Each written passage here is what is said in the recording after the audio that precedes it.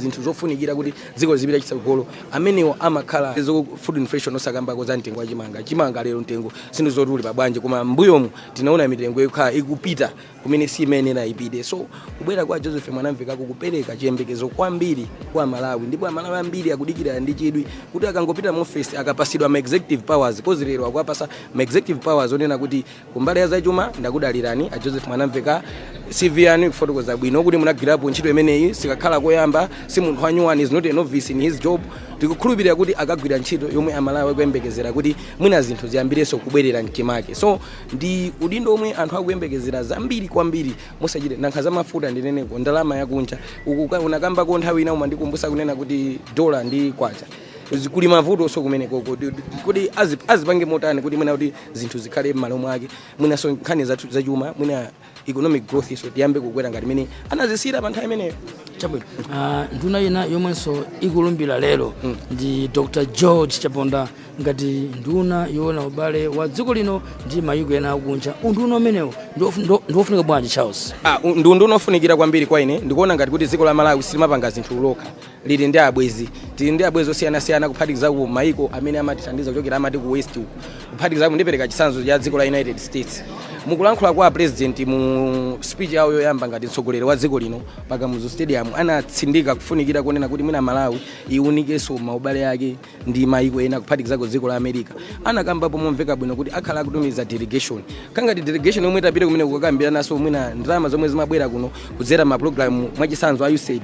Munthu mmodzi amene atakhala ofunikira pa zokambirana zimenezo ndi awa tikunena kuti George Chaponda. So kufunikira kwa George Chaponda ndi nthawi yomwe yabwereno ndikufunikira kwambiri ngati mwina ndipereke chithunzi chonena kuti mwina kuchosa kwa ndalama zina zomwe anachosa boma la America kuno ku Malawi kunakhuza kwambiri ntchito zikulu kuphatikizapo ndipereke chisanzo cha zaumoyo zinakhala ngati kuti zinagwedezeka pang'ono kumbali ya maphunziro kuso amatithandiza kwambiri ndiye kuyankhula kwa Mutharika pamene amalumbilisa amapereka chiyembekezo kuti kodi sitingakwanise kupitaso kukakambaso ndi anthuwa kuti banja atatichitako chifundo atifewesereko zinthu zina sizokuti sikhala dziko loyamba kupita kukapempha zimenezo kuliso mayiko ena mu Africa muno ali ndi ma conditions ofewerako aidi kuchokera kwa America ndipo kufunikira kwa dziko la America ku Malawi sitingachiteso iwe ndine kuchezera pano kufotokoza ali magawo osiyana achitukuko ndi development partner wathu.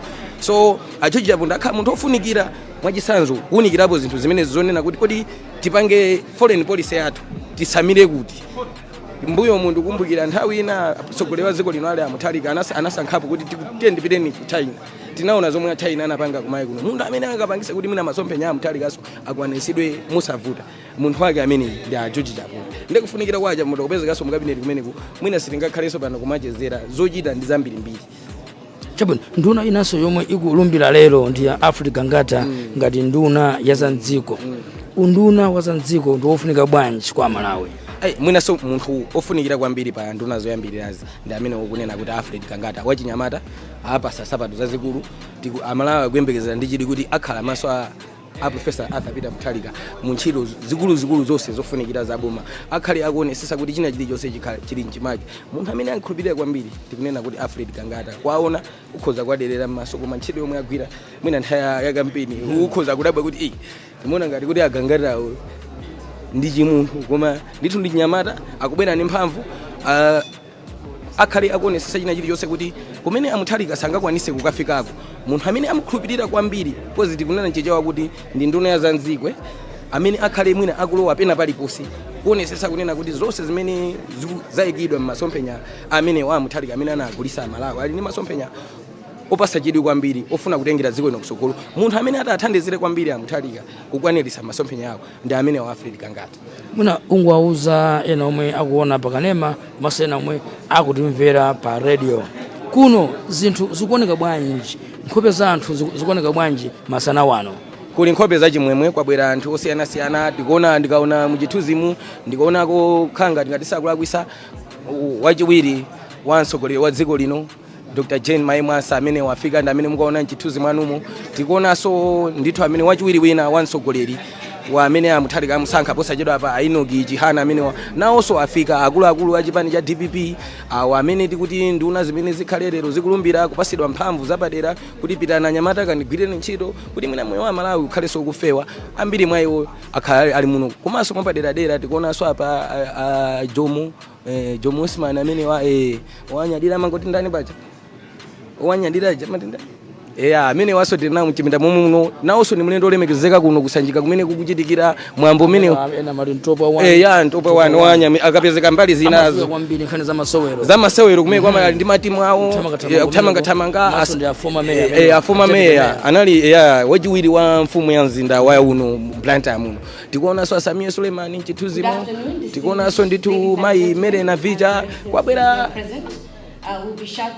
kuli pompano mwina tikhoza kufotokozerani kuti kuno ndimene zikuchitikira anthu akukhala m'malo mwake posachedwa apa mwina mwambo ukhale ukuyamba nzanga Simeon ndimene tikuchitira kuno ku Sanchika Palace mu mzinda wa Blantyre komwe kuchitika ndithu mwambo olumbiritsa nduna zitatu zomwe mtsogoleri wa dziko lino Profesa Arthur Peter Mutharika azisankha masiku apitawo la Mulungu amenewa ndi Joseph Mwanamvekha ngati nduna ya zachuma kulinso Dr. George Chaponda ngati nduna yoona mabale a dziko lino komanso maiko akunja ndi ya Africa ngata ngati nduna ya zamdziko ndiye nthawi ina iliyonse mtsogoleri wa dziko lino Profesa Arthur Peter Mutharika akhale akufika ndithu mchipinda muno kuti zonsezi ziyende ndi tipereke kwa anzathu kwa Angel Chima omwe atsogolere mwambo wonse zikomo.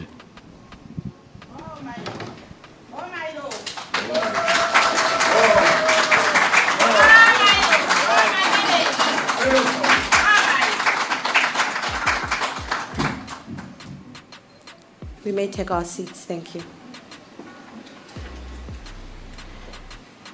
Your Excellency, before we proceed, allow me to invite Apostle Timothy Koviwa to give us the opening prayer. Apostle Timothy Koviwa, please.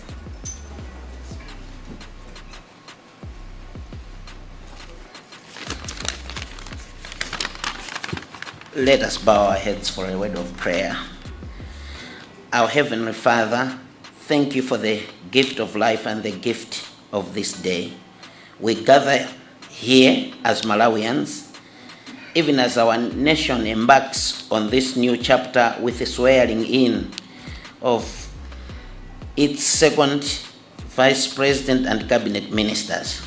We pray for a blessing that adds no sorrow to our President, Professor Arthur Peter Mutharika, as he presides over this function today, and as he works to restore the lost glory of this nation. We pray for your divine guidance and wisdom upon all leaders who will support the President in making his dream for this country possible.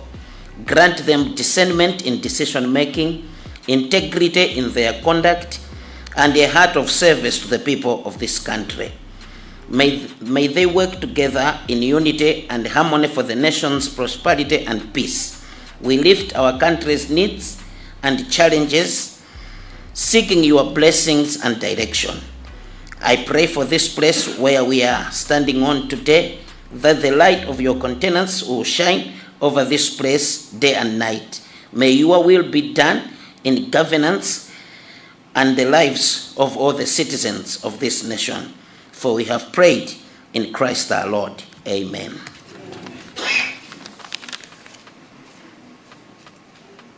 Thank you very much, Apostle Timothy Koviwa, for that opening prayer.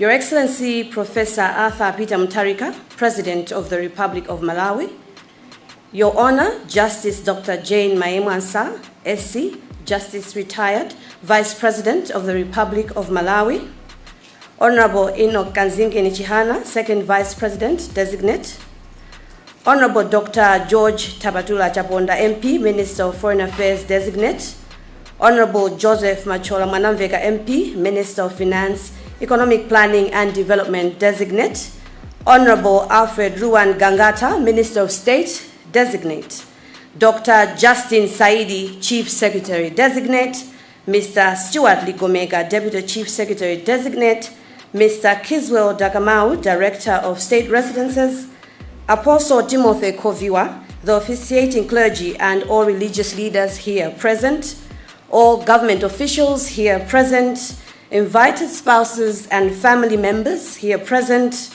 members of the media here present, ladies and gentlemen. It is my honor and pleasure to welcome you all here at Zachitika Palace for the ceremony of the swearing in of the Chief Secretary, Deputy Chief Secretary, and Cabinet Ministers. Your Excellency, good afternoon, and congratulations on being elected the 7th President of the Republic of Malawi during the recent elections. In your inaugural speech, Your Excellency, you promised real change, and that real change must come from within us. You also emphasized that Malawi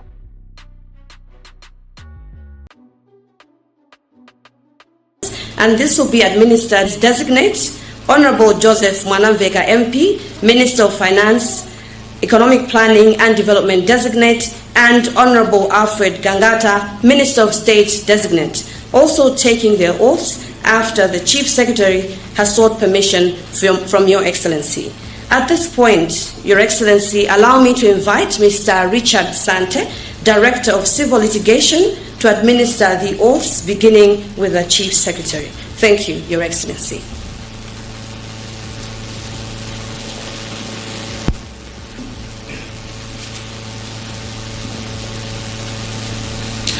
Your Excellency, the first appointee to take his oath is the Chief Secretary. With your permission, Your Excellency, may I invite the Chief Secretary to come forward and take his oath.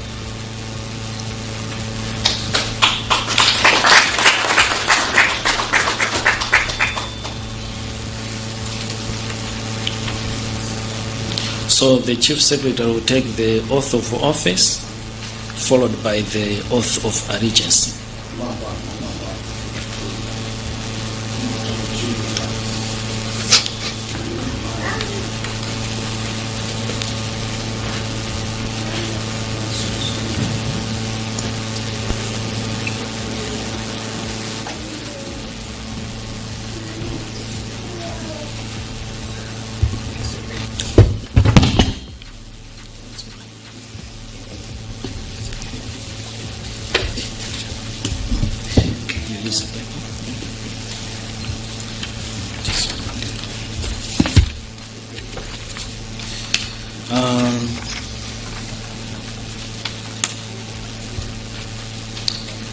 I, Dr. Justin Saidi, I, Dr. Justin Saidi, being called upon to exercise the functions of the Office of Chief Secretary, being called upon to exercise the functions of the Chief Secretary, swear that except with authority of the President, swear that except with the authority of the President, I will not directly or indirectly reveal the business or proceedings of the Cabinet, I will not directly or indirectly reveal the business or proceedings of the Cabinet, or the nature and the content of any document communicated to me as Chief Secretary, or the nature and the contents of any document communicated to me as Chief Secretary, or any matter coming to my knowledge in my capacity as Chief Secretary, or any matter coming to my knowledge in my capacity as Chief Secretary, and that I will well and truly perform the functions of that office. And that I will well and truly perform the functions of that office. So help me God. So help me God.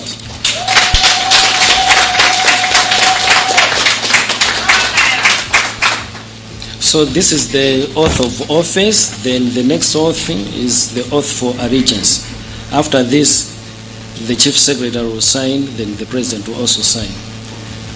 I, Dr. Justin Saidi, I, Dr. Justin Saidi, do swear that I will be faithful and bear true allegiance to the Republic of Malawi, do swear that I will be faithful and bear true allegiance to the Republic of Malawi, and that I will persevere, protect, and defend the Constitution of Malawi as by law established, and that I will persevere, protect, and defend the Constitution of Malawi as by law established. So help me God. So help me God.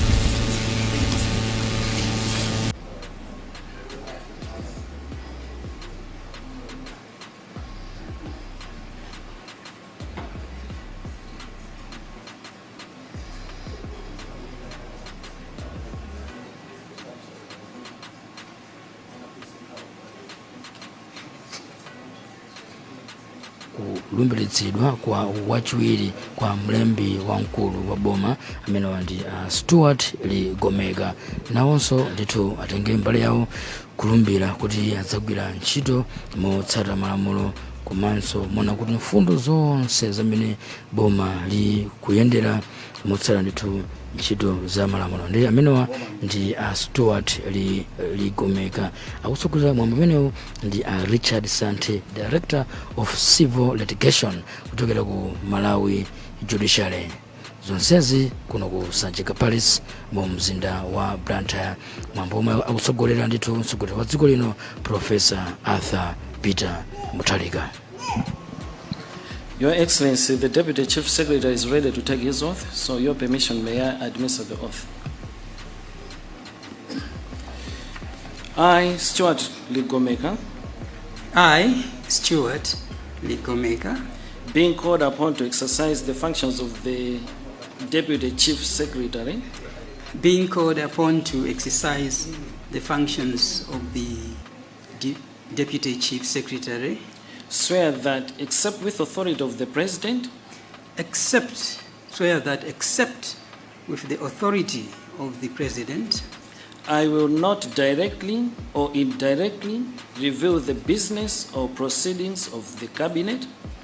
I will not directly or indirectly reveal the business or proceedings of the Cabinet, or the nature and the contents of any document communicated to me as Deputy Chief Secretary, or the nature and contents of any documents communicated to me as Deputy Chief Secretary, or any matter coming to my knowledge in my capacity as Deputy Chief Secretary, or any matter coming to my knowledge in my capacity as Deputy Chief Secretary, and that I will well and truly perform the functions of the office, of that office, and that I will well and truly perform the functions of that office. So help me God. So help me God.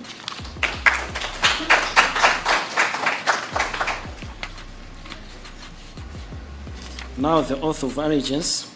I, Stuart Ligomeka, I, Stuart Ligomeka, do swear that I will be faithful and bear true allegiance to the Republic of Malawi, do swear that I will be faithful and bear true allegiance to the Republic of Malawi, and that I will preserve, protect, and defend the Constitution of Malawi as by law established, and that I will preserve, protect, and defend the Constitution of Malawi as by law established. So help me God. So help me God.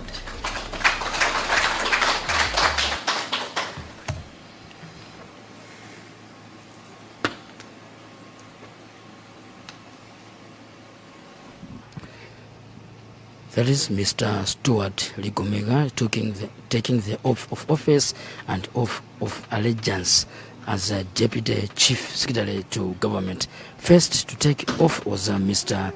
Justin Saidi Chindongo. Briefly tell us the significance of this office as far as issues of government affairs is concerned. In my own opinion, I think this is a very important exercise to ensure that government undertakings or issues to do with government are not necessarily are not leaked to the public, be it intentionally or unintentionally. So to me, it is an important exercise to safeguard the importance of the office, so to say. Tukuteno nditu mmene tikuchitira kuno ku Sanjika Palace mu mzinda wa Blantyre. Oyamba kulumbira anali Justin Saidi ngati mlembi mkulu wa boma apa. Tsopano wachiwiri ndi Stuart Ligomeka ngati wachiwiri wa mkulu wa mlembi wa boma, nawonso kulumbira pamenepo kuti iwo ndithu azagwira ntchito moona komanso motsata malamulo. Ndimuna ungokambapo tinakamba kale koyamba kufunika kwa office imeneyi ku ntchito za boma ndikotani Charles. Office imene ndifunikira kwambiri nzanga Simeon, ndi office yomwe mwina imakhala ikutenga maso mphenya a mtsogoleri amene ali mu office nthawi imene ndikuonesesa kuti nthambi zonse mabungwe komanso kampani za boma zikugwira ntchito mogwirizana ndi masomphenya a boma limene lilipo. Ndezomwe zikuchitika kuno ndikhoza kunena kuti akumatenga maothi awiri, oath ya office yo ndi ina ya Present Mr. Kiswell Dakamau, Director of State Residences. Officiating clergy Apostle Koviwa. Distinguished invited guests, members of the media, ladies and gentlemen. Section 94, subsection 1 of the Constitution of the Republic of Malawi empowers the President of the Republic of Malawi to appoint ministers and deputy ministers.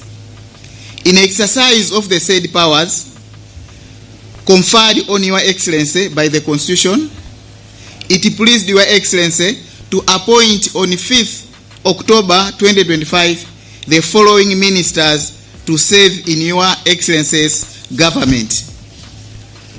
Honorable Dr. George Tapatula Chaponda, MP, Minister of Foreign Affairs.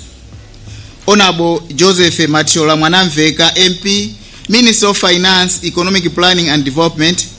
And Honorable Alfred Ruani Gangata, Minister of State.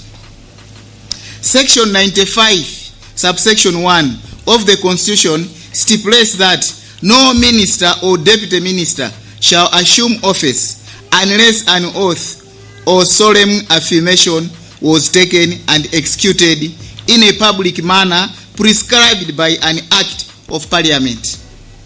Your Excellency, therefore, appointed today, 8th October 2025, as the day on which the ministers should take and subscribe to the oath of office and the oath of allegiance. Your Excellency, may I now seek Your Excellency's authority to allow Mr. Richard Sante, Director of Civil Litigation, to administer the oath. Thank you, Your Excellency.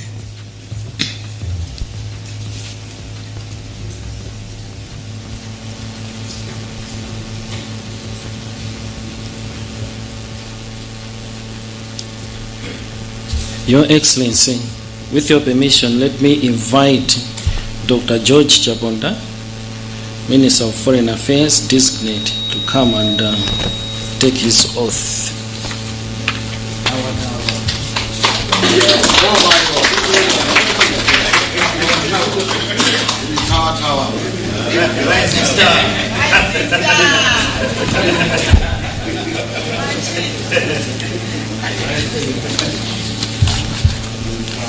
Honourable Minister, you repeat after me. I, Dr. George Chaponda. I, Dr. George Tapatula Chaponda. Being chosen and appointed as a minister in the Cabinet of Malawi. Being chosen and appointed as a minister in the Cabinet of Malawi.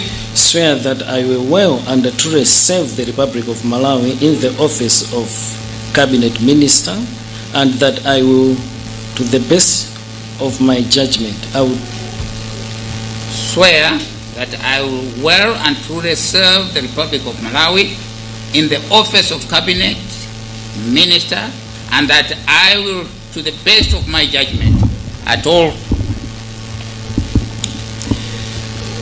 times when thereto required, freely give counsel or advice to the President of the Republic of Malawi for the time being. At all times when thereto required, freely give counsel or advice to the President of the Republic of Malawi for the time being. For the good management of the public affairs of Malawi. For the good management of the public affairs of Malawi. And that except with authority of the President. And that except with the authority of the President. I will not directly or indirectly reveal the business or proceedings of the Cabinet.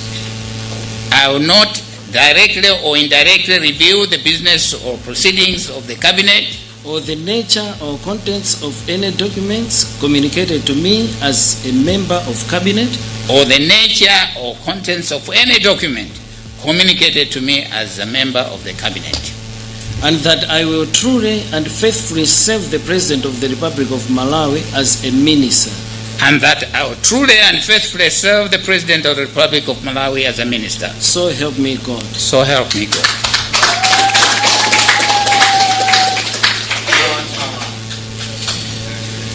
Now we are going to administer oath of allegiance. Also repeat after me. I, Dr. George Tapatula Chaponda. I, Dr. George Tapatula Chaponda. Do swear that I will be faithful and bear the true allegiance to the Republic of Malawi. Do swear that I will be faithful and bear true allegiance to the Republic of Malawi. And that I will preserve, protect, defend the Constitution of the Republic of Malawi as by law established. And that I will preserve, protect, and defend the Constitution of Malawi as by law established. So help me God. So help me God.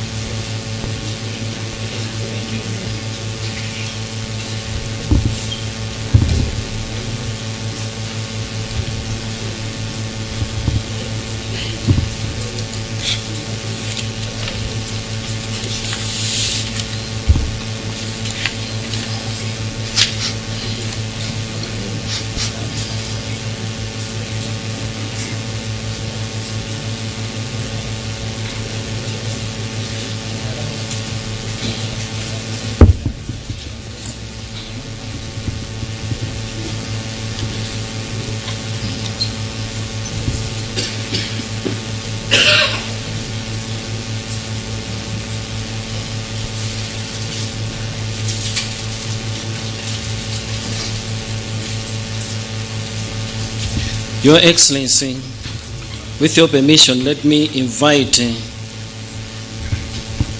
Minister of Finance, Economic Planning and Development, designate Honorable Joseph Machola Mwanamveka, MP, to come and take his oath.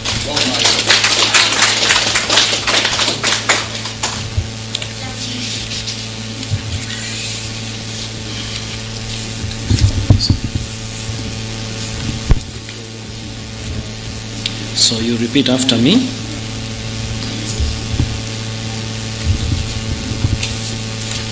I, Joseph Machola Mwanamveka, I, Joseph Machola Mwanamveka, being chosen and appointed as a minister in the Cabinet of Malawi, being chosen and appointed as a minister in the Cabinet of Malawi, swear that I will well and truly serve the Republic of Malawi in the office of Cabinet Minister, swear that I will well and truly serve the Republic of Malawi in the office of the Cabinet Minister, and that I will, to the best of my knowledge, and that I will, to the best of my judgment, at all times when thereto required, freely give counsel or advice to the President of the Republic of Malawi for the time being, at all times when thereto required, freely give counsel or advice to the President of the Republic of Malawi for the time being, for the good management of public affairs of Malawi, for the good management of the public affairs of Malawi, and that except with the authority of the President, and that except with the authority of the President, I will not directly or indirectly reveal the business or proceedings of the Cabinet, I will not directly or indirectly reveal the business or proceedings of the Cabinet, or the nature or contents of any document communicated to me as a member of the Cabinet, or the nature or contents of any document communicated to me as a member of Cabinet, and that I will truly, faithfully serve the President of the Republic of Malawi as a minister, and that I will truly and faithfully serve the President of the Republic of Malawi as a minister. So help me God. So help me God.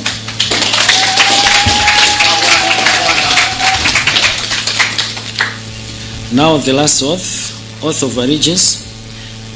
I, Joseph Machola Mwanamveka, I, Joseph Machola Mwanamveka, do swear that I will be faithful and bear true allegiance to the Republic of Malawi, do swear that I will be faithful and bear true allegiance to the Republic of Malawi, and that I will preserve, protect, and defend the Constitution of Malawi as the law established, and that I will preserve, protect, and defend the Constitution of Malawi as by the law established. So help me God. So help me God.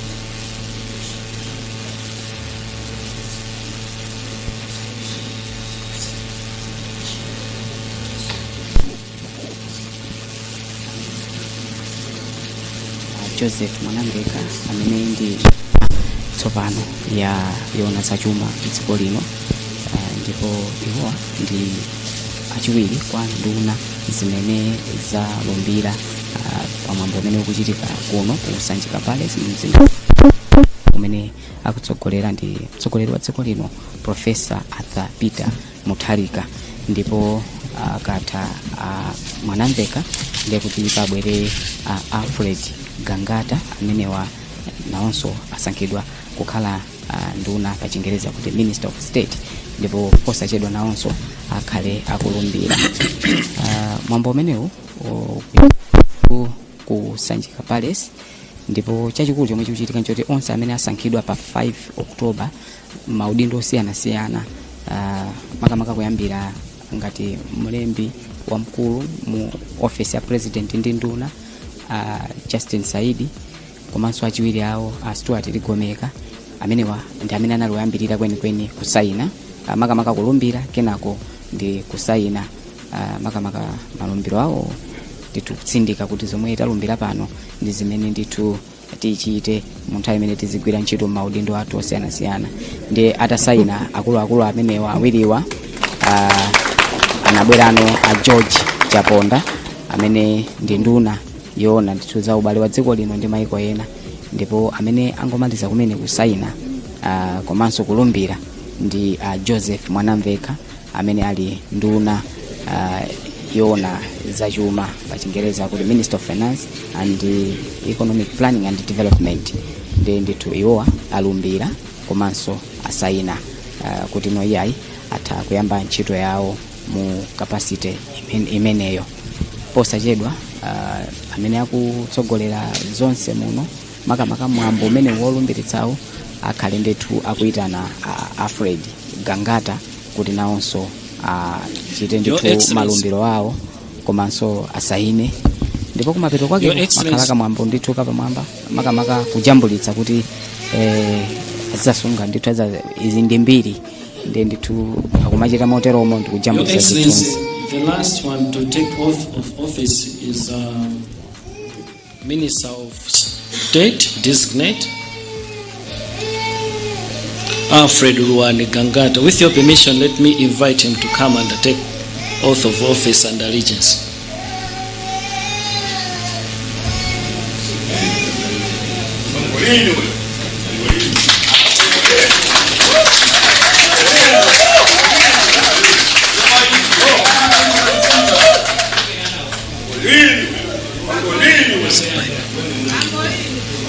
We should wait for the family.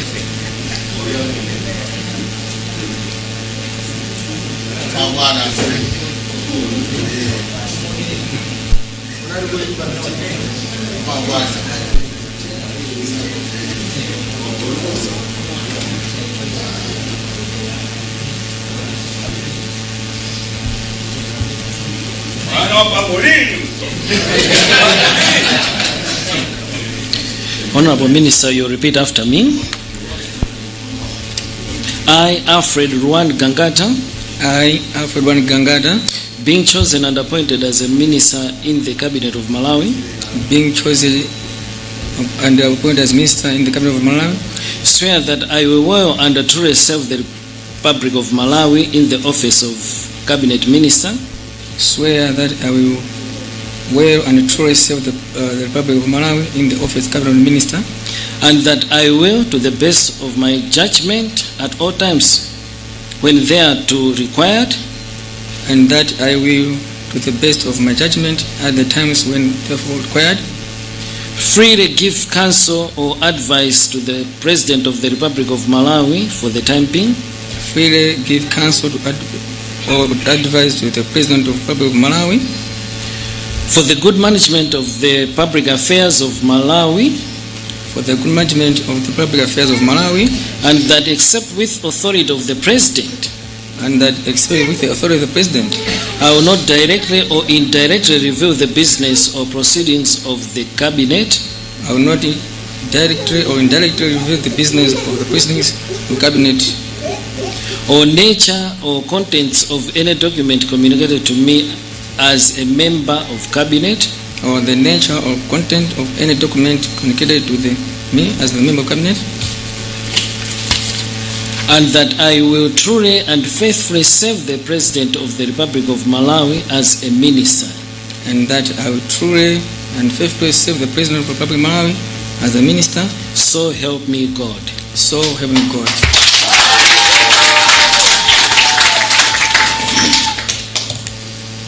You also repeat after me for the oath of allegiance. I, Alfred Ruan Gangata, do swear that I will be faithful and bear true allegiance to the Republic of Malawi. Do swear that I will be faithful and bear true allegiance to the Republic of Malawi. And that I will preserve, protect, and defend the Constitution of Malawi as by law established. That I will preserve, protect, and defend the Constitution of Malawi as by law established. So help me God. So help me God.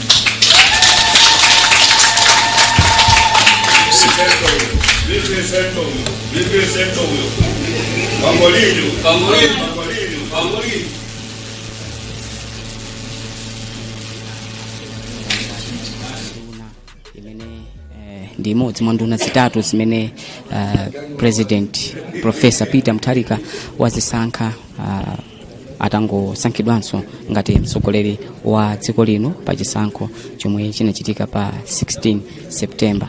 Agangata amaliza kumene kulumbira komanso kutsimikizira ndithu mtsogoleri wa dziko lino kuti iwo adzagwira ntchito monga mmene akuyenera kugwirira motsatira malamulo komanso moona mtima, ndipo iwowa angotsiriza kusaina kotero mtsogoleri wa dziko lino nayenso akuyenera asaine, kenaka kumapeto kwake akumatoletsa chithunzi kuti tizakumbukire mwambo umenewo. Ndi tsiku la mtengo wapatali ndithu. Alfred Gangata ndi achinyamata ndithu 37 years, ndipo iwowa he's probably the youngest minister amene wasankhidwa mwina mzaka zimenezi, ndipo posachedwa iwowa ndithu akhale akutoletsa chithunzi ndi mtsogoleri wa dziko lino Professor Peter Mutharika.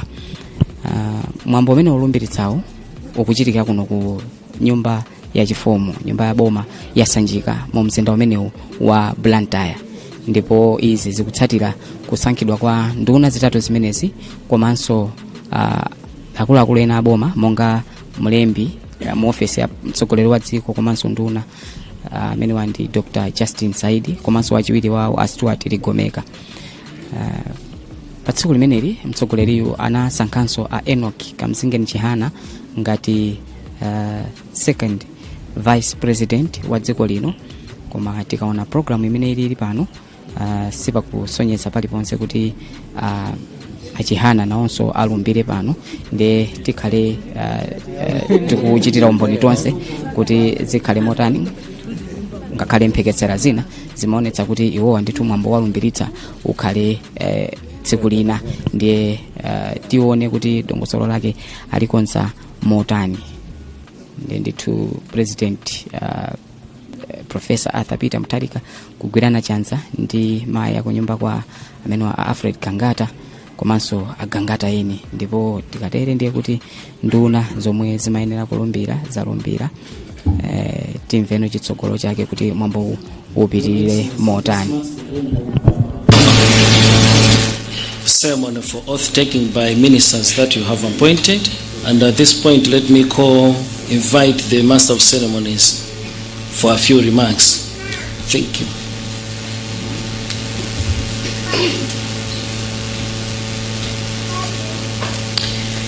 Thank you very much, Mr. Sante, for taking us through that part of the program, and congratulations to the newly appointed senior government officials. Your Excellency, it is my humble duty at this point in time to request you to address the new senior government officials that you've appointed and have taken oath of office at this point. Over to you, Your Excellency. Let me make that correction. Let me invite the Chief Secretary, Dr. Justin Saidi, to have the honor of requesting you to address the newly appointed officials, Your Excellency. Your Excellency,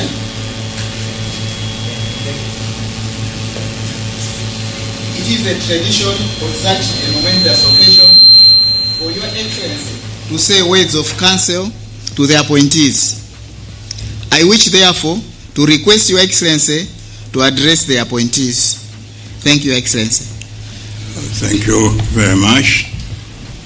Honorable First Vice President, Honorable Ministers, government officials, members of the people sworn in today, members of press, invited guests, distinguished ladies and gentlemen, good afternoon. First of all, let me say this, that this is my first official function as the 7th